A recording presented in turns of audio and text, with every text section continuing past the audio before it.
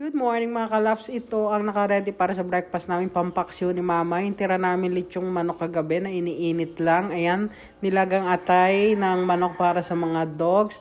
And nagsinigang din si Manel, pork sinigang para may sabaw kami. Ang tagal na namin dinakain ng may sabaw. So ayan, para sa breakfast namin yan. And naisipan ko na pumunta sa likod bahay namin para kumuha ng mangga kasi parang trip ko kumain ng mangga ngayon. Kaya ayan, namitas ako ng aming Indian mango. Pasensya na kayo sa quality ng camera, hindi ko pala napunasan yung camera.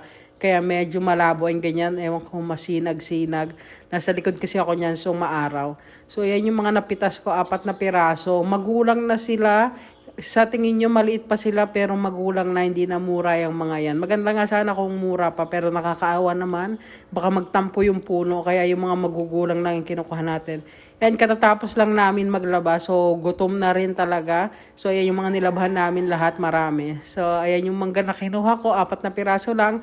Then after namin kumain, ayan, nag-prepare ako ng pagkain ng aking papi.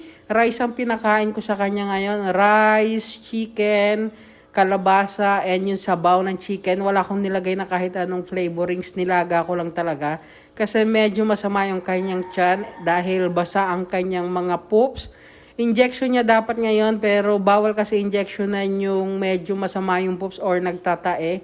Kaya gagamutin muna yung kanyang pagtatae bago siya pwedeng injectionan. Kaya yan muna ang pinakain ko sa kanya. Usually talaga dog food ang kinakain niya pero ayaw niya rin kainin yung dog food niya ngayon. Kaya pinakain ko muna siya ng rice. And may pinapainom din akong gamot sa kanya which is metronidazole para mag-firm na yung kanyang poops.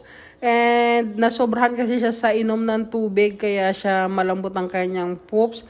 And baka nalamigan din yung tiyan niya kahapon kasi niliguan ko din siya kahapon. So ayan, may nagbabantay dyan. So ito yung niluto ko para sa papi ko na masama yung tiyan or malambot yung poops. Ito lang, half ng chicken, nilagyan ko rin ng kalabasa, then nilaga ko lang. And yung sabaw niya, yung chicken and kalabasa with rice ang kinakain niya for now. So the waiting game is on. Titingnan natin kung mag-i-improve yung kanyang poops. Thank you for watching. Please like and subscribe.